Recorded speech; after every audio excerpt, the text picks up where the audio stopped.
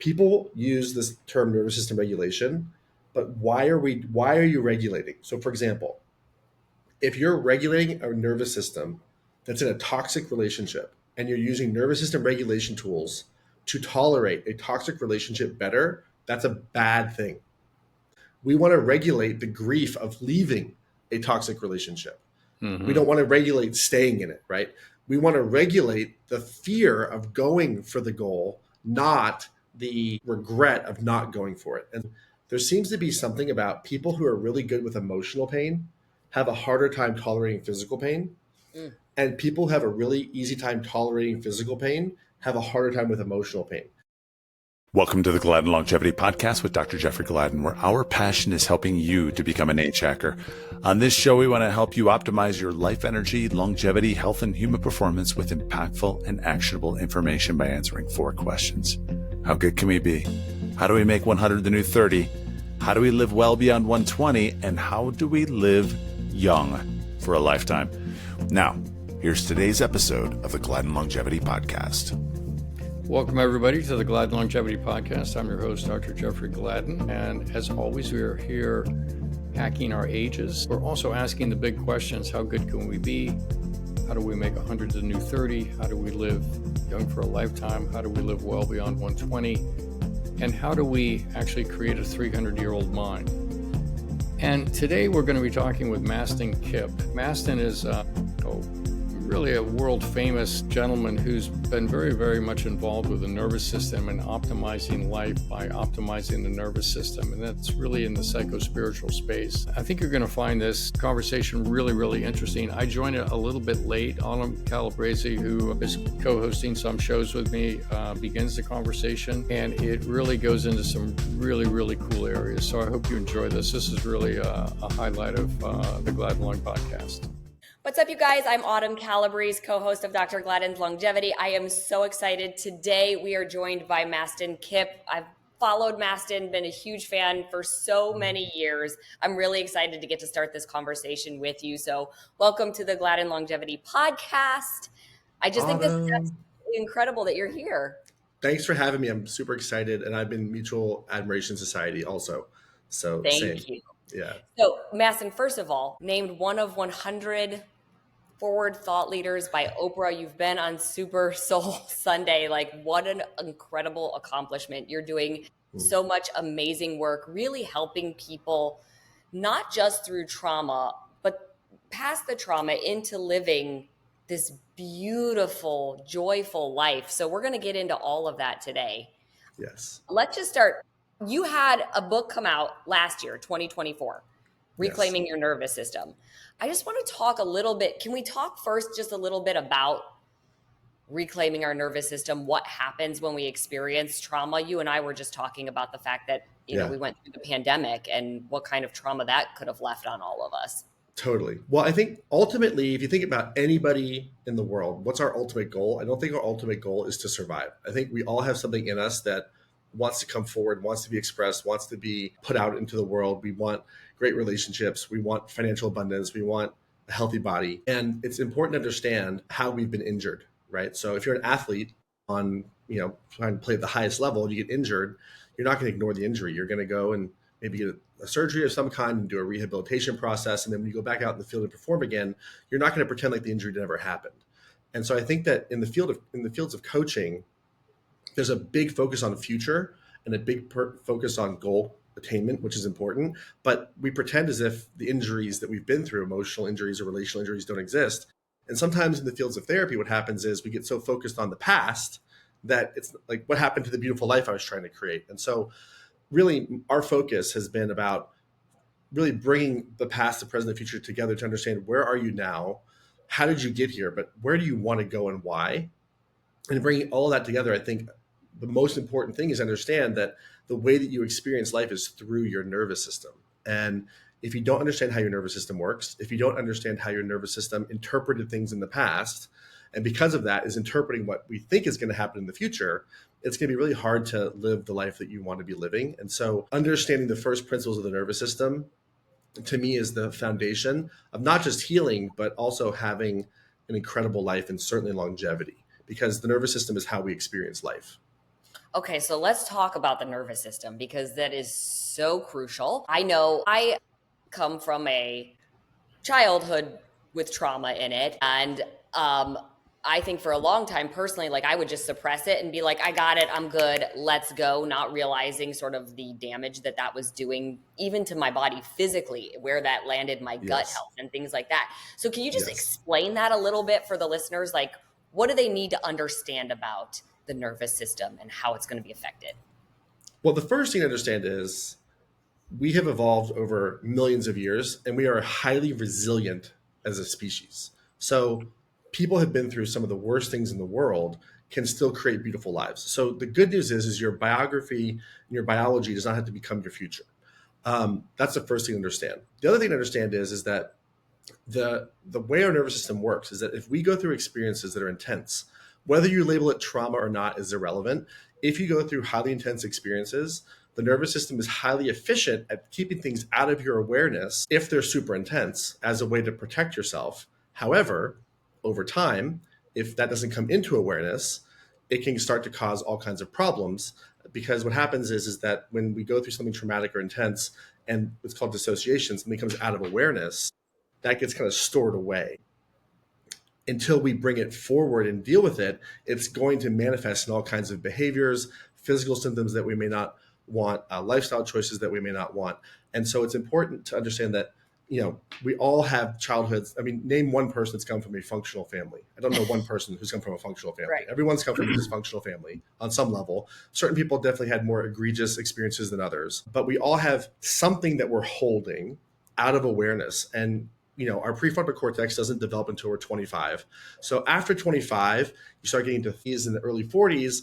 Some of the strategies you use to be successful aren't working as much, right? You start to see some wear and tear in the body. You start to see some dysfunctions, maybe the symptoms, like you used to be able to push through. Now you can't push through as much. We have to start to adjust. And there's different adjustments that we make. Obviously, in the functional medicine space, longevity space, you guys are geniuses at all of the internal biochemistry that has to happen. But there's a lot of psychological pieces that has to happen too, in terms of recovering parts of yourself that were fragmented or left behind and bringing them into awareness now. But not so that we can just like let the youngest, most traumatized parts of ourselves run the show. We want to bring them into consciousness and then let who we are today decide what we want to do with it and be able to bring them forward into the future. And I think that it's important to understand that without doing that, you're going to have some maybe mystery illnesses, right? Like it's like, that falls under the label of like fibromyalgia, right? Would be a great catch-all diagnosis, right? Or borderline, right? Would be another kind of like catch-all diagnosis. What is borderline and fibromyalgia? What does that really mean, right? There's a lot of these strange illnesses, and you start to look at the biology of what happens in the body when those things are out of awareness, and you start to see sympathetic overdrive. You start to see low vagal tone. You start to see down-regulated parts of the prefrontal cortex where maybe the left side's not as active, which is where seeking and goal attainment and joy and gratitude live. More overactive right side, which is more rumination, more active limbic system. And that becomes like a biological kind of like a component to these parts of ourselves that we fragmented away. So we want to be able to bring all that stuff into awareness and, take a multimodal approach to be able to do that. But it's important to understand that, yes, we've been through things, and our goal is to basically rescue those parts of ourselves and bring them into consciousness so that we can be fulfilled, not that so that we can let the most traumatized parts of ourselves run our lives. Yeah, I think that's a great point. I think that's a really great point. I think we end up living in reaction to those experiences, traumas or whatever. And a lot of times we do it unconsciously. There are things that we are conscious of that we're living in reaction to, like we're angry about something. But there's also things that are imprinted into the nervous system through those experiences that we sort of normalize. This is how the world is, right? And everybody must think this way or be this way. And therefore we go into life, what I call being on tilt, right? Like a poker player that just lost 4 hands, you're on tilt. Everybody knows you're on tilt. Everybody in the room knows you're on tilt, but you don't know it because for you it's normal, right? That's so right.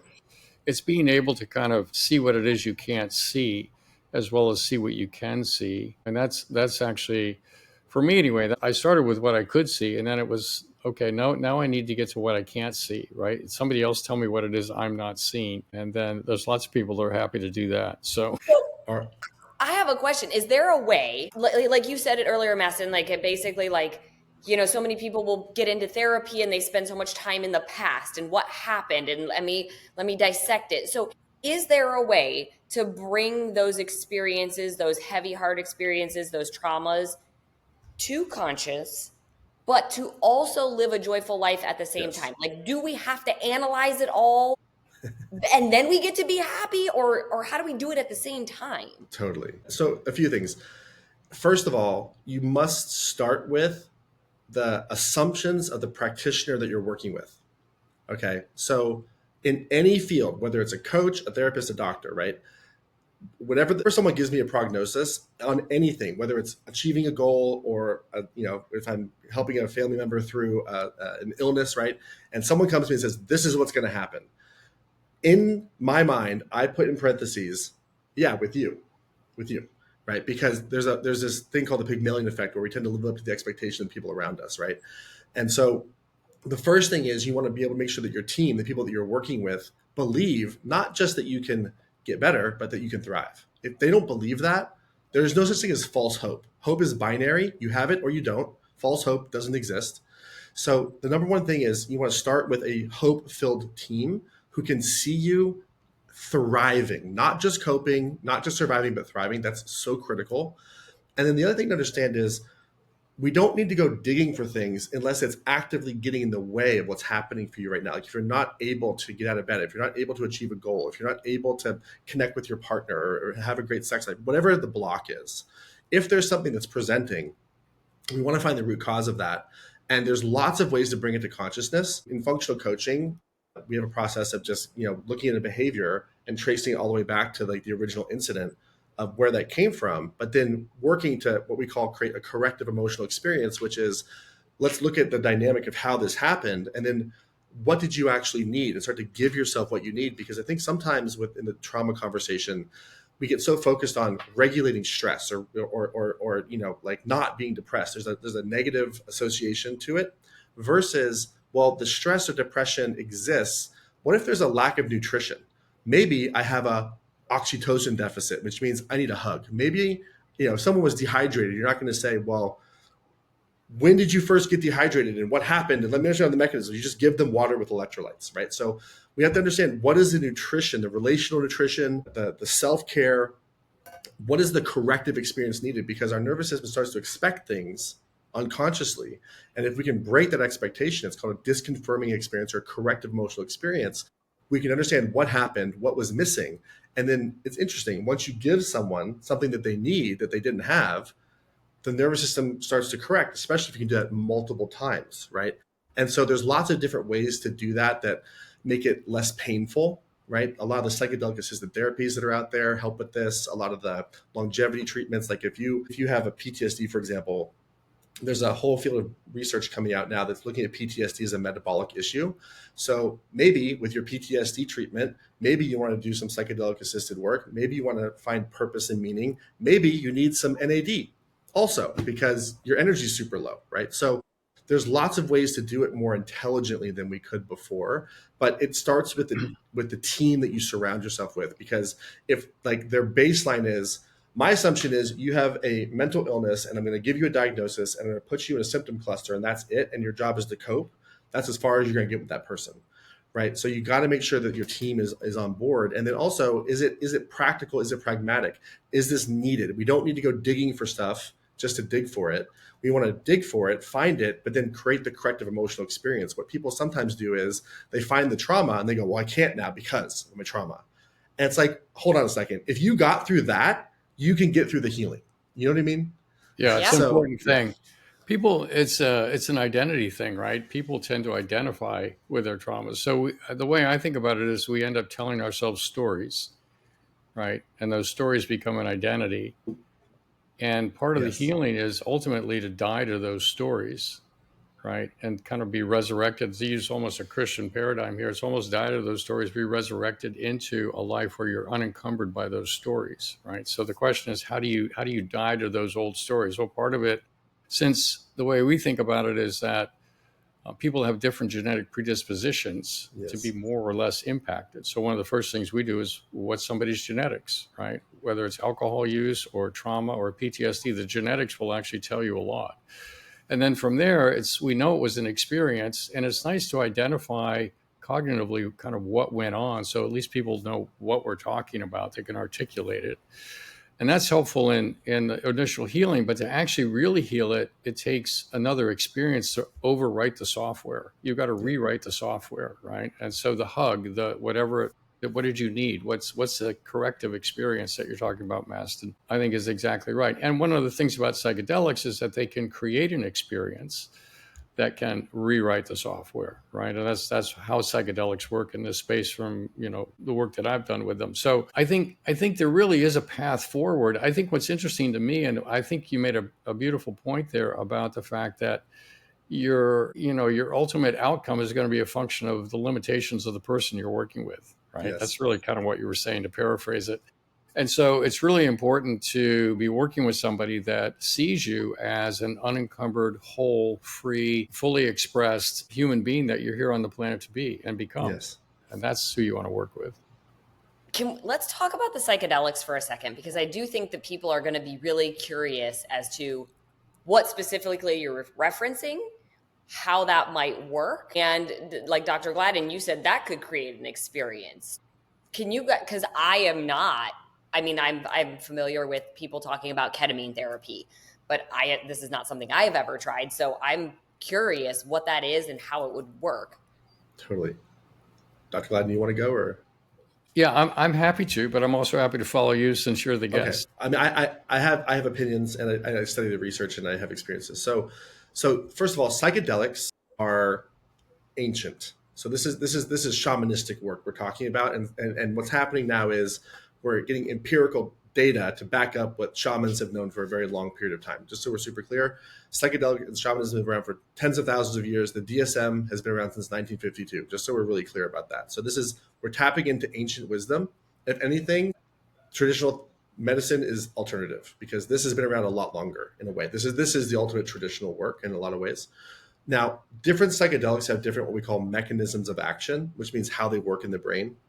And so depending on what your goal is, but you have to understand, when you experience trauma, the first thing to get is that the state of trauma is what's called a non-ordinary state of consciousness. So when you're in a PTSD experience, or when you're in something that causes an overwhelm, especially if it's consistently or chronically over time, or if it's something in war or neglect or whatever it might be, you put yourself into a non-ordinary state of consciousness that becomes habituated or normalized over time. So what do psychedelics do? Fundamentally, they put you into a non-ordinary state of consciousness also. And there's a lot of different mechanisms that happen, but some of the overarching universal mechanisms that happen in the brain, for example, if you're a jerk to yourself, you say bad things to yourself. Anyone's ever been a jerk to themselves and they talk bad to themselves, right? That comes from what's called the default mode network in the brain. The default mode network is self-referential processing. It's what you think about yourself. It's your internal working model of who you think you are, right? Psychedelics lessen the connections in the default mode network. So who you think you are tends to lessen, dissolves, meaning you're not so much of a jerk to yourself anymore for a period of time.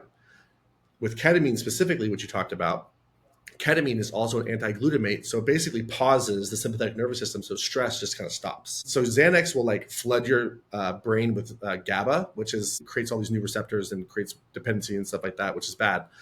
Ketamine just kind of says time out on stress for a second. It calms the limbic system. It calms stress, and it creates a dissociative effect, which means you're further away from something. You're not associated to it.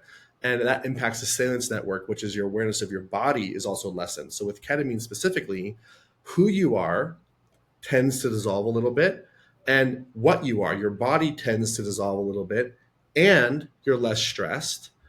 And by the way, it boosts prefrontal cortex activity, which is where all this stuff gets put together. So you get this kind of like mindfulness experience. And depending on how much you do, you could, meet God or something like that too. So it depends on the dosing, right? And then also there's usually like a 3 to 10 day post ketamine experience of what's called a neuroplastic window, where you can kind of make new decisions because there's a little bit more lubrication in the brain and stuff like that. And so there's different mechanisms depending on the goal. With say psilocybin, it's more a serotonin boost. So there's more of this kind of this big heart love type energy, but it also amplifies all emotion. So sometimes if you really want to get in touch with emotion, psilocybin might be something that you want to do.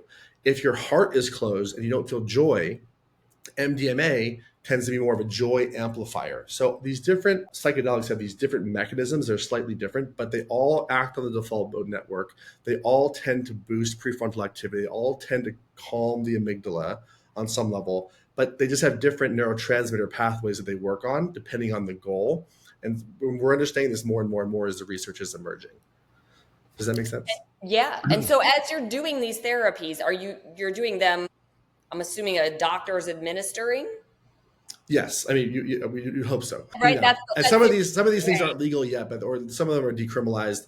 You know, MDMA is on the brink of FDA approval. It's at phase 3 right now. Psilocybin has been given a breakthrough designation by the FDA. In fact, just last week, 5-MeO DMT nasal was just given breakthrough designation by the FDA also. So ketamine is a Schedule 3 that's been around for a long time as an anesthetic and for of surgeries and stuff like that. So the thing about ketamine though is that there's no established protocol because it's already a Schedule 3. So the drugs that are being queued up now, they're coming out with protocols also.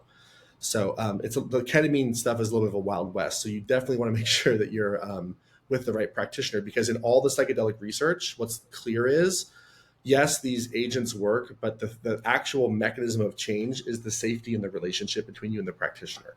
So if you don't have that, you're not going to have much change. So is it like doctor and therapist? Sort of, is there a therapist walking you through, asking you questions? Are people tripping on them? Yeah, it depends on what you're doing. Okay. Right? So there are some other ones out there as well.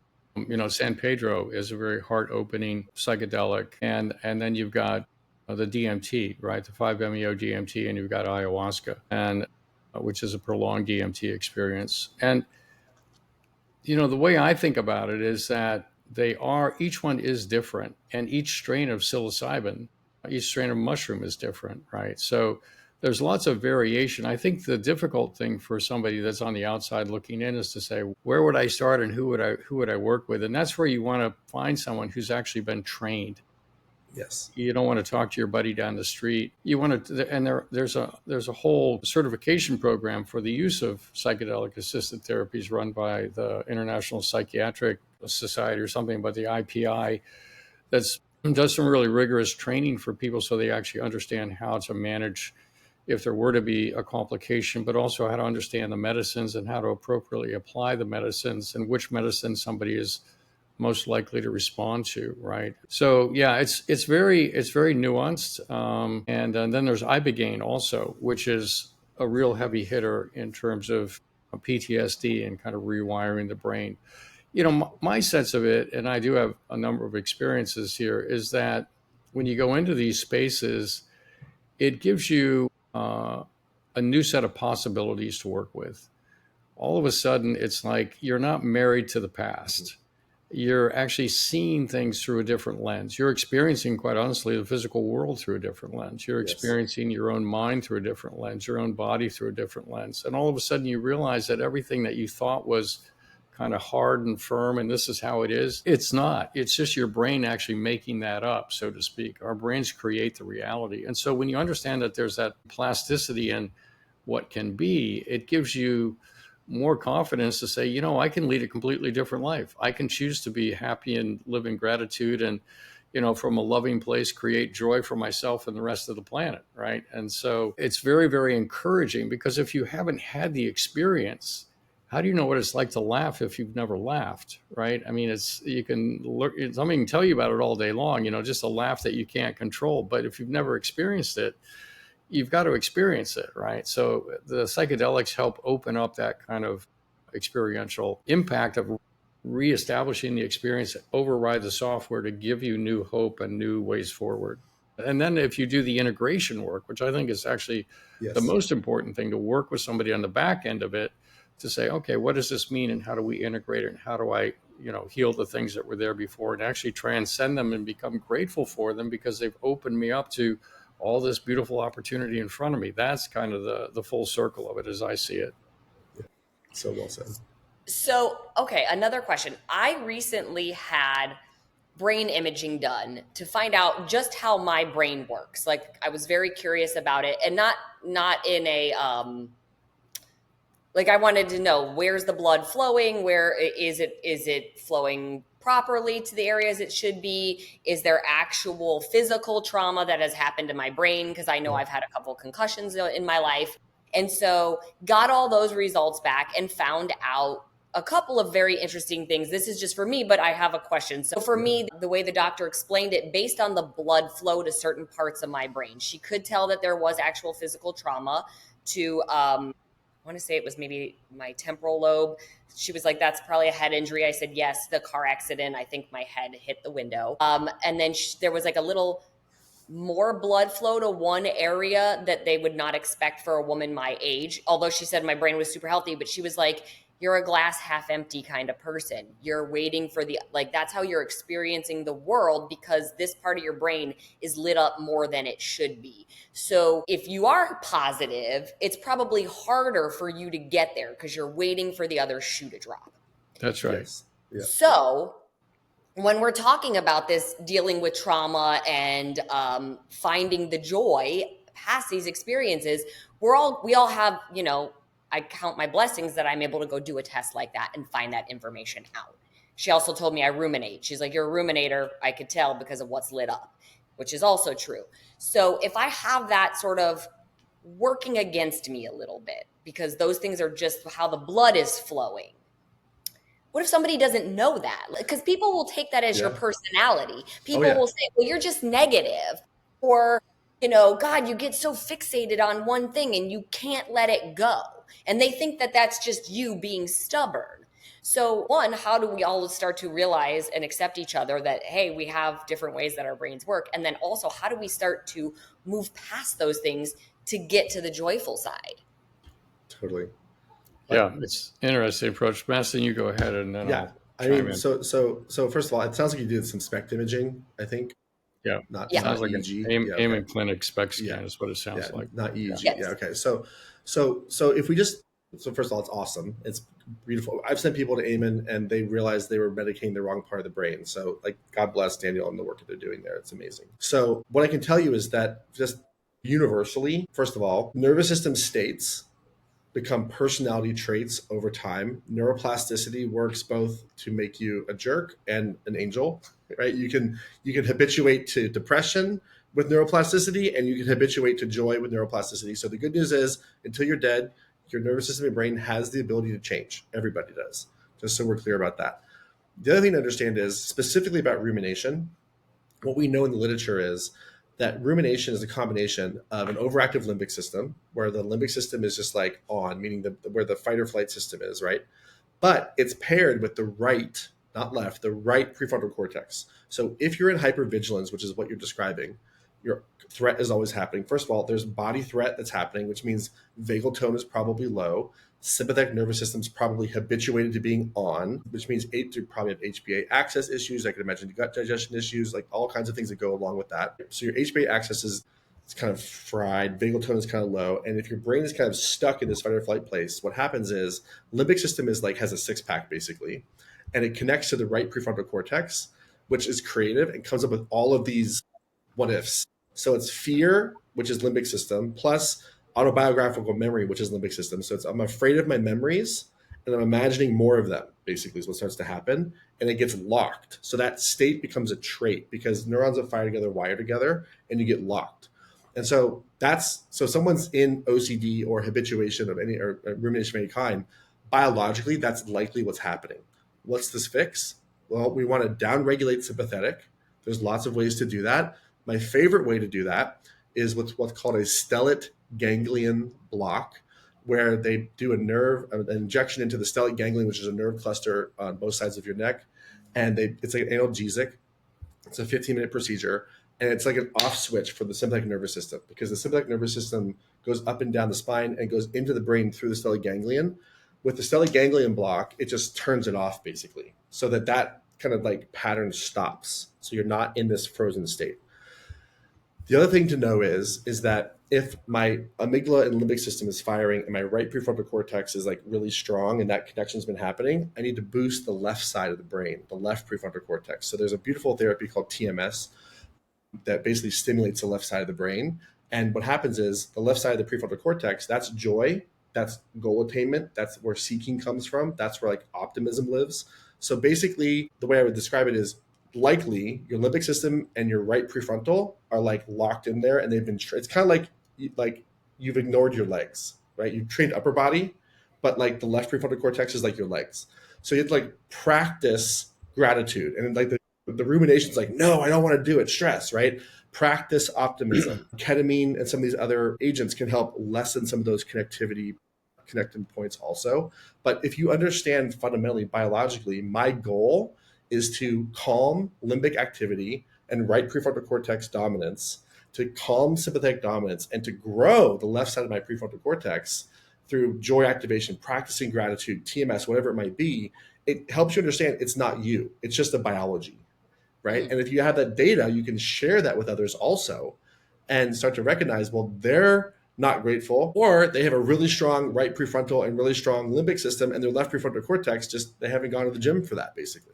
Right. And so like when you think of it that way, it's less personal. And that's why I love studying the biology of things, because every experience we have has a mechanism in the body. And if we can understand the mechanism, it's not an identity anymore. It's just something that's happening. I think it's just so fascinating to know, because so many people, we've said it, the experience happens, they sort of become that experience. I can't move past this. I'm always going to only be this because this bad thing happened to me, and recognizing that there are so many things that are in our control to change it, to improve it, and to get to that joyful place. I think that that's encouraging. It's super encouraging. Yeah, it's super encouraging, really.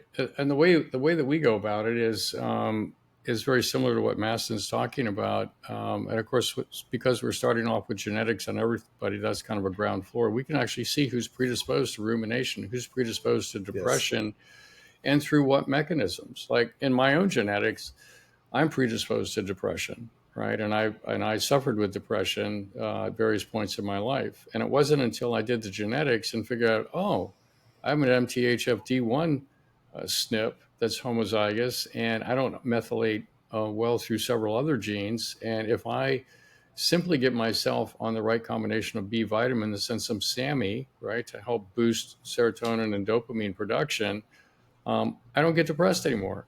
So we have to realize that it's really important for the listeners to understand that even though you were born with a certain set of genetics, it's a manipulatable scenario, right? They're basically levers you can pull. And no, you're not going to grow from 5 feet to 6 feet, but you certainly can change the way your brain works. And even if you're predisposed to OCD or anxiety, because there are genes that predispose people to that, there are levers you can pull. There are supplements you can take that actually help you to make that transition. So it's not just you kind of trying to will yourself out of where you are currently. And then if you do that and you add in, good therapy for deeper understanding, and you add in some of these experiences, which can be, they can be somebody giving you a hug, or having a close friend, or a really super close relationship with a loving partner, or a psychedelic assisted therapy. Then all of a sudden you can actually really flip the script on yourself. And all of a sudden it's like, what do I want to be, right? I think if you're listening to this, you should ask yourself, how do I really want to be, right? Because I don't necessarily want to be glass half empty. I want to be glass half full. Well, then, okay, if you want that, then the question is, well, how do I get that? And since everything happens, I think, with the questions you start asking, that's what's going to empower you. You don't want to identify with anything except what it is you want to be. I think that's a big step. So, yeah. Yeah, very important. So if we're talking all about this, using the word joy, Mastin, how would you define the word joy? Especially from the nervous system perspective. Well, if we go pure nervous system, joy, you could call joy the ultimate purpose of the nervous system. So if you look at how the nervous system's evolved, we have these sort of like through polyvagal theory, we understand we have these sort of three parts of the nervous system. We have the dorsal vagal branch, which is subdiaphragmatic. We have the sympathetic nervous system up and down the spine. And we have the ventral vagal branch, which is from the diaphragm. And part of the nervous system is also the brain. And the most advanced parts of the brain, the prefrontal cortex, have the most opioid receptors of anywhere in our body. What does that mean? It means that evolution prefers an opioid experience. And by the way, joy is an opioid, just so we're super clear, right? That those types of feelings are opioid-ergic, they're joyful experiences. So joy is kind of our best biological advantage. And if you think about collaboration, you think about working together, you think about what gives us a competitive advantage, it is those joyful states. You come up with better solutions, better answers. You're also typically living with purpose and meaning. You're not in isolation. You're together. There's a lot of things that have to happen for you to have joy that's not coming from a pill, right? And so I think joy is our ultimate purpose. And I'm not saying that just like esoterically or just spiritually, though I do believe that to be true. The biology, the evolution shows that the joy receptors have been not just preserved, multiplied as we've evolved. And so that tells us that evolution, whether you believe in God or not, personally I do, but evolution, even if you're an atheist, you got to get on board with this. Evolution prefers that we're in a joyful state. Otherwise, we wouldn't be seeing the multiplication of opioid receptors as our machinery becomes more advanced. We'd see the pruning of it. It'd be hard. That wouldn't be about. So to me, joy is the goal. It's the best survival strategy. It's the best place to come from in terms of any type of relationship. I mean, if someone's in a bad state, think about that. If you're in a negative state, you're not going to have a great relationship, right? If you're in a negative state, you're probably not going to be producing the best outcomes in your business, right? So, and this is not false positivity, by the way. This is like legit joy. We're wired for it. And it comes through relationship. It comes through purpose. It comes through meaning. It comes through knowing what you need. It comes through how you communicate to yourself. It comes through how you communicate with others. All of those things help us live in that state. And our biology prefers it. Okay. So to get to joy, we need a regulated nervous system. What does an actual regulated nervous system look like compared to maybe just, I'm calm. Like right now I'm calm, but does that mean my nervous system's regulated because I'm calm? Yeah, actually it could be the opposite. So calm and regulated are not the same. Great question. You can be calm and dissociated. You can be calm and checked out. You can be calm and shut down, right? A regulated nervous system is no different than what does it mean to be like a highly efficient athlete? Okay. So if you think about best example, I'm a coach. I'm going to use a sports analogy. It's going to happen. Okay. So Tom Brady is the best example. Okay. I think he was 45 when he left the NFL. Okay. He trained his body to take a hit without being taken out. He could get hit and not get injured. A regulated nervous system can take a hit without being taken out. You can experience grief. You can experience disappointment. You can experience upset and not be taken out. You can experience the highs and the lows and not be taken out. So you're able to come back into some type of homeostasis. And so a regulated nervous system is a nervous system that can tolerate and experience the wide range of human emotion and not get taken out, not get taken off purpose, not get taken off mission. So I think a lot of times we think a regulated nervous system is numb, or it's not feeling it, or it's calmness, where it's actually, no, I can actually feel anxiety and be okay. I can feel depression and be okay. I can feel grief and be okay because I know I can come back. That's what a regulated nervous system is. And it's really about fitness, except for this is emotional fitness versus physical fitness. So really what you're describing, and the way we would think about it, is robustness and resilience. And robustness is basically having some part of yourself that's strong enough to take an unexpected challenge and actually be minimally impacted by it. And resilience is the ability to meet an unexpected challenge, to be impacted by it, but to come back from it. Yes. As strong or even stronger, in an anti-fragile sense, even stronger than you were before. One of the things that we can measure here in the office actually is how strong somebody's nervous system is.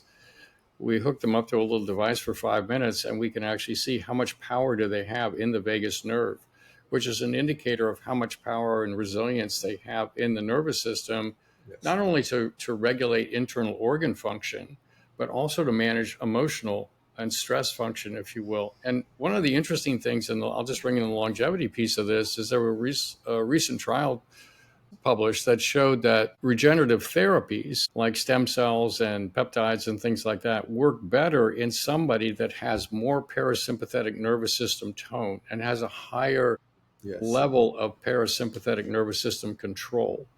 Because when you do have sympathetic nervous system dominance, it's putting your organs under a lot of stress, and it's increasing inflammation, it's increasing. So now you're trying to regenerate in a environment that's trying to tear you down, right? It's like people are trying to tear down the house while you're trying to build it. So that's interesting in and of itself. I think training the parasympathetic nervous system becomes super important. And Mastin alluded to the stellate ganglion injection. There's a company out there called Resona that has a little pendant that hangs down in front of your heart that actually will put signals into your parasympathetic, into your vagus nerve, and actually strengthen parasympathetic nervous system tone. And then there's a device called Brain Tap, right, which is basically binaural beats in each ear and photobiomodulation. And if you use that on a regular basis, we see people dramatically increase the power in their vagus nerve. Interestingly enough, doing cardiovascular exercise is like an athlete, like a marathoner, has a low heart rate because they've got a very strong parasympathetic nervous system. Well, if you're doing cardio as opposed to resistance training is important and good, but it's cardio that's really going to build that power. So these are ways that if you're listening to this and you want to get started, it's like, oh, well, I could pick up a Brain Tap. I could start doing more cardio. I could maybe go, buy something that would actually stimulate my vagus nerve to get stronger. And I think it's one of those things that feeds off itself. When you start to feel it a little bit, you start to feel it a little bit more. It's like learning to meditate, right? Initially, you keep falling off the bike because it's like, I don't know, I'm thinking about stuff. But then you get a little bit of that glide. It's like, oh, okay, there it is. Everything is calm and everything, I'm connected. And then you get more of that, it reinforces itself. So I think all those things can be helpful here. Yeah. I love that so much. I want to say one more thing. I'm sorry, just on this topic. No, so just around nervous system regulation, and I want to pick up what Dr. Gladden just said. So I love the idea of being able to sort of like make peptides or whatever work better because you're in parasympathetic. I think that's so awesome. Yep. So let's riff on that for a second. People use this term nervous system regulation, but why are you regulating? So for example, if you're regulating a nervous system that's in a toxic relationship and you're using nervous system regulation tools to tolerate a toxic relationship better, that's a bad thing. We won't want to do that, right? We want to regulate the grief of leaving a toxic relationship. Mm-hmm. We don't want to regulate staying in it, right? We want to regulate the fear of going for the goal, not the regret of not going for it. And so it's also, why are you regulating it? What's the purpose of your regulation? If you're regulating to cope with avoidance, that's a bad strategy. We want to regulate going for it, leaving, grief, expansion, joy, movement forward, not, hey, let me get all these tools so I can stay in this bad marriage longer. Does that make sense? It's a perfect comment. I think it makes a ton of sense, really. It's basically using the power that you have to optimize your life as opposed to tolerate an existence, exactly. Right? So, yeah, I think that's super important. I think on the joy front too, I think that that can sort of really function as a North Star in that scenario, right? Yes. So for me, I will say in some deep meditative psychedelic assisted moments, I got directly in touch with consciousness, and it was pure love. It's just pure love. And when you have that feeling of pure love, then the question was, well, why pure love? And it's like, well, what does love love to do? It loves to create. We have this unfolding multiverse all around us, right? It's love loves to create. And what's the feedback loop on creation for love? It's joy. So I realized being part of this universe from a loving place to create joy is really my purpose here. And if you identify your underlying purpose of why you're here, then it becomes a North Star for you. It's like, oh, well, if I'm not feeling joy, then I'm not aligned with why I'm really here, right? So I think that's an important thing for people to understand too. Amen. Yeah. I think there's one other thing about what you were talking about, leaving a bad relationship or whatever, is that for a lot of people, we find that safety is the big issue. right? Yes. It's really, a lot of this boils down to safety. Will I be financially safe? Will I be emotionally safe? Will my kids be safe? Whatever we're going to do. And so it's a really interesting thing, because I've had the realization that nothing external to us can ever make us feel safe. All of it can be taken away. I don't care how much money you have. I don't care where you live. I don't care about any of that. All of it can be gone. And so then it becomes an inside question, right? How do I give myself not only unconditional love, but how do I give myself safety? And when you feel truly safe, and you have a strong, resilient, powerful parasympathetic nervous system, now you're actually able to walk into every situation to receive and to funnel reception of loving energy into the room. It's a really phenomenal way to live. And it's really different than I lived for so many years of my life, but it's a phenomenal way to live. So this is where you want to go. But it's important to have a clear idea of where you want to go. Yes. And then you can get there. Then you start asking the right questions, right? So, yeah. So well said. Yes. I want to circle back just for a second, because what I want to make sure we're clear about, especially for listeners, is when you're referring to regulation of the nervous system. And you said it's being able to handle those hits without getting thrown or without getting taken out. Okay. Mm-hmm. So I want you to maybe explain a little bit more what you mean by taken out, because if I lose a loved one and I'm sad for several days or several weeks or even several months, does that mean I've been taken out, or is that just a part of the grieving mourning process? Does that mean I'm dysregulated because I'm feeling those human emotions and now I have to re-regulate? Or is that, no, I felt the emotion and I came back from it? So what Correct. do we mean exactly by that? Yeah. So it's a great question. So first of all, just to go back to Tom Brady for a second, right? Imagine Tom training, or any athlete training, right? And certainly in football. Okay, I want to train to play, but nobody can tackle me. Like, you can't do that, right? Right. Tackles come with the game, right? So like, you're going to metaphorically be tackled by a loved one passing or something ending. To Dr. Gladden's point, everything will be taken away at some point, right? I think love in general, to love someone, is such a courageous thing, because that love will end at some point, no matter what, just the way life works, right?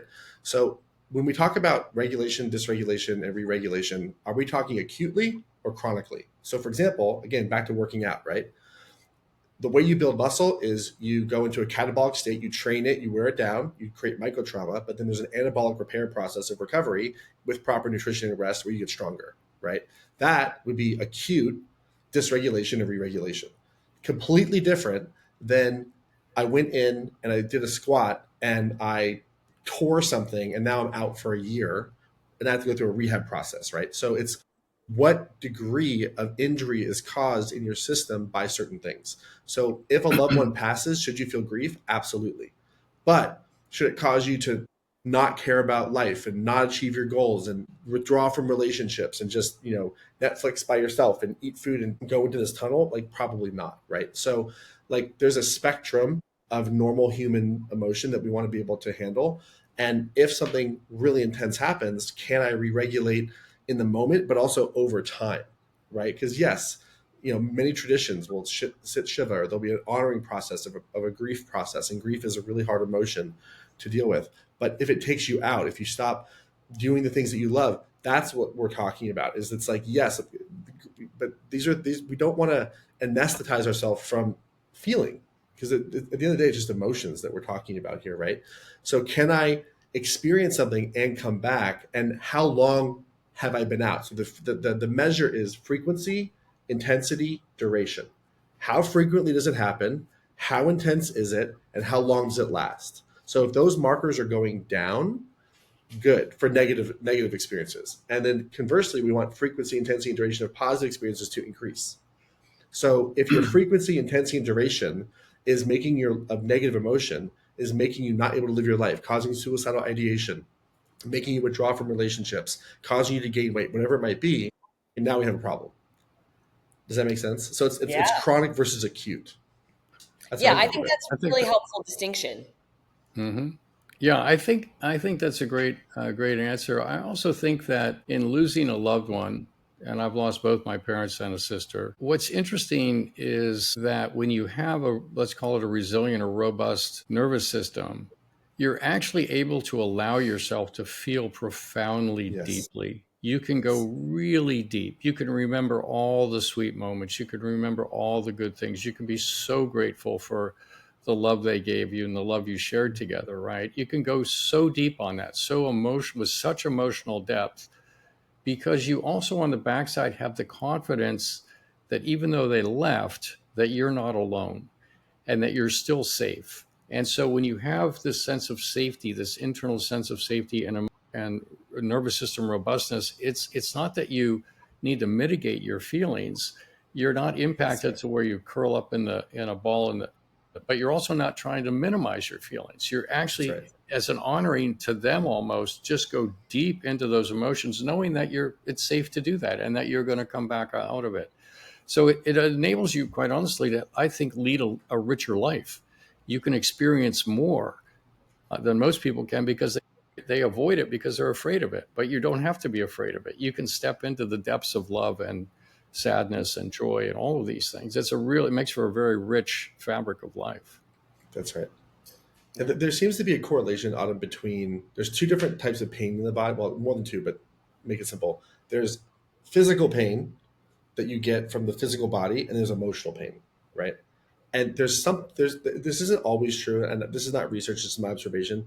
There seems to be something about people who are really good with emotional pain have a harder time tolerating physical pain, Mm. and people who have a really easy time tolerating physical pain have a harder time with emotional pain, right? It's kind of interesting. But if you think about like pushing through the next set on a squat, right, or Turkish get up, or pushing through on like a race, or at a high hard workout, it's the same concept but just with emotional pain. And so it's also, what is your relationship to pain, and can you tolerate physical discomfort so that you can get physical fitness, and can you tolerate emotional discomfort so that you can get emotional fitness also, is a way to think about it. Yeah, I tell people that all the time in my workouts. I'm like, we're training for life. You prove to yourself that you can handle the discomfort here so that when life throws you discomfort, mentally you're strong enough. Like you push through in the That's right. workout because you're building mental strength and fortitude to do that in life. That's So exactly right. I think it's a great pairing combination, like Great training. analogy. Yeah. Hmm. So Cool. I would say, I guess I have one more question. Like, as we're wrapping up, we've talked about a lot of things. Like, Mastin, what would be your advice to somebody? Just like, what is the first step someone would take to try to move from like their survival to their thriving?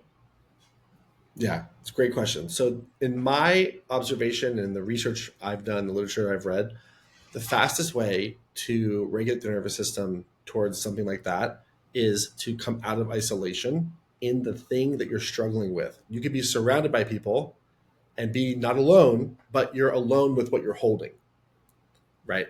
And so, finding one person, it could be a coach, a therapist, a doctor, a friend, a trusted person, someone trusted, that you can actually tell what you're struggling to with, and they can be with you in that shared context. That's called co-regulation. Fastest way to regulate the nervous system. There's certain people, I just think of them, I feel calm. They walk into the room, I feel calm. They didn't even touch me. There's no breath work. I didn't do anything yet. Just seeing them calms me down, right? Other people, I look at them, I get super stressed. Just the thought of them or seeing them, right? So I think not just the idea of loneliness, the loneliness epidemic, it's not just about people being around you. It's about, are you known?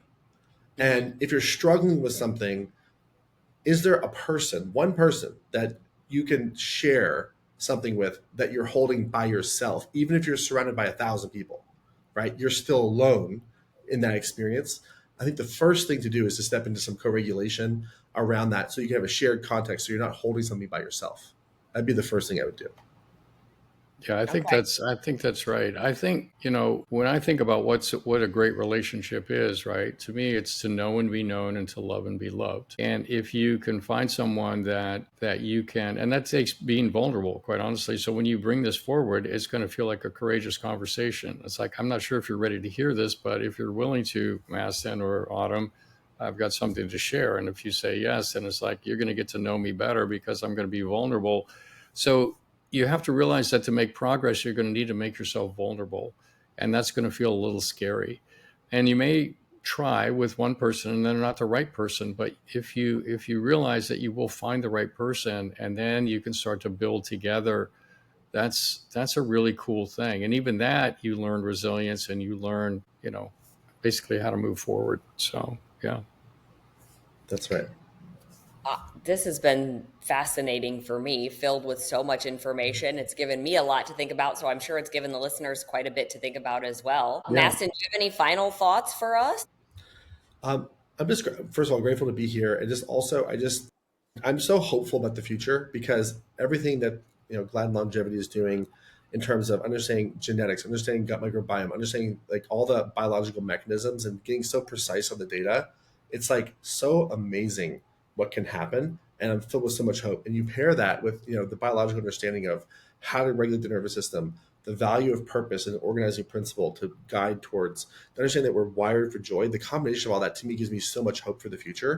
And, the world's becoming more trauma aware, but I think that, surviving trauma and identifying that and working through that is a hero's or heroine's quest. It's a big deal to get there. And it's not the end. There's more. There's more joy, there's more abundance, and there's more availability of all the good stuff possible now more than ever. And so I feel more excited about the future than I ever have as all of these things are sort of coming together. We're starting to understand how we work and what we need. So that's where I am in all this. Yeah, I would echo that. And I think that if you're listening to this, you should realize that each of us is on a hero's journey to reclaim our birthright, to live unencumbered, right? Unencumbered by things that have happened and the stories we've told ourselves, and to live into a place of love, creating joy. And the interesting thing is that when you start to move into that space, you attract it to you. You'll find other people and you will have more love in your life. Yes. So I think, what I tell clients here, and I had a client, I was a little late to this podcast because we were finishing up with a client, was, I tell them that all of life comes down to one thing. Right. And, in longevity, we say it's never about one thing, right? It's going to be a whole bunch of things that are going to get you there. But in life, I think it really does just come down to one thing, and that's optimizing your nervous system. How you think, what you feel, what you believe, what you think is possible, what you believe about the past, the stories you tell yourself, how you move through space. And so I really, really appreciate you being on the show, Mastin, because I think it's the pinnacle of really what we do is to optimize the nervous system. Good to see you again, Autumn. Thanks for all your great questions. Yes. Well, thank you both for letting me be a part of this conversation. I really appreciate it. It's been so insightful. Mastin, where can people follow you, learn more about your coaching? I know you said you might have some events coming up for us. Where can they follow along so that they can stay informed? Sure. Just Mastin Kipp, MastinKipp on all the things. So just wherever you are, Instagram, TikTok, websites, all the places, Substack, whatever, all the places, just Mastin Kipp. Yeah. He's omnipresent. Okay. Yes. He's moved in a deity state. Yeah. Good. Thank you, guys. Great to see you guys. Thanks so much. Thank you for listening to this week's episode of the Gladden Longevity Podcast. If you would like more information on what we've discussed or other topics, please reference the show notes or go to GladdenLongevityPodcast.com. You can also find us on Instagram, Facebook, and Twitter by searching Gladden Longevity. If you've enjoyed this podcast, please subscribe to get future episodes delivered to you and share our podcast or this episode with someone in your life that you may find benefit. Thank you for listening. We'll be back next week with another exciting episode. The Gladden Longevity Podcast is provided for informational purposes only. It does not constitute medical advice. This content is not intended to be a substitute for professional medical advice, diagnosis, or treatment. Always seek the advice of a physician or other qualified health provider with any questions you may have regarding a medical condition. The use of any information and materials linked to this podcast is at the listener's own risk.